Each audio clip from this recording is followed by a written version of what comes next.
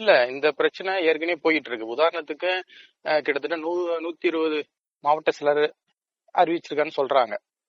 115 120 வரைக்கும் அறிவிச்சிருக்காங்க. இதுல நீங்க லிஸ்ட் அவுட் பண்ணி பாத்தீங்கன்னா தலித் சமுதாயத்துக்கு எத்தனை கொடுத்திருக்காங்கன்னு நீங்க அது பாத்தீங்கன்னா ரொம்ப இல்ல.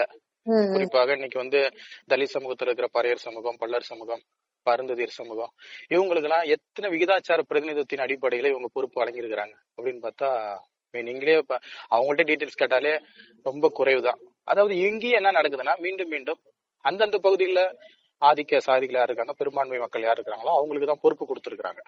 பெரிய ஒன்னும் இவங்க பொறுப்பெல்லாம் கொடுக்கல. இங்க விழுப்புரம் மாவட்டத்திலயும் பாத்தீங்கன்னா இங்க இருக்கிற மாவட்ட நிர்வாகத்துல பெரிதா தலித்துக்களுக்கு இடம் கொடுக்கல. இப்ப நான் கிட்டத்தட்ட ஒரு 6 மாதமா பயணிக்கிறேன். இதுக்கு முன்னாடி பயணிச்சவங்க அண்ணன் சீமான் குமரேசன் அண்ணன் இருக்காரு. கிட்டத்தட்ட அவர் விஜய் மக்கள் ரசிகர் மன்றத்துல இருக்காரு, மக்கள் இயக்கத்துல இருக்காரு. அதுக்கப்புறம் கட்சியில வராங்க. அவருக்கே இங்க பொறுப்பு கொடுக்கல, செயற்குழு உறுப்பினர் பொறுப்பு கொடுக்குறேன்னு சொல்லிட்டு போடல. அவர்கிட்டயும் பணம் கேட்கறாங்க.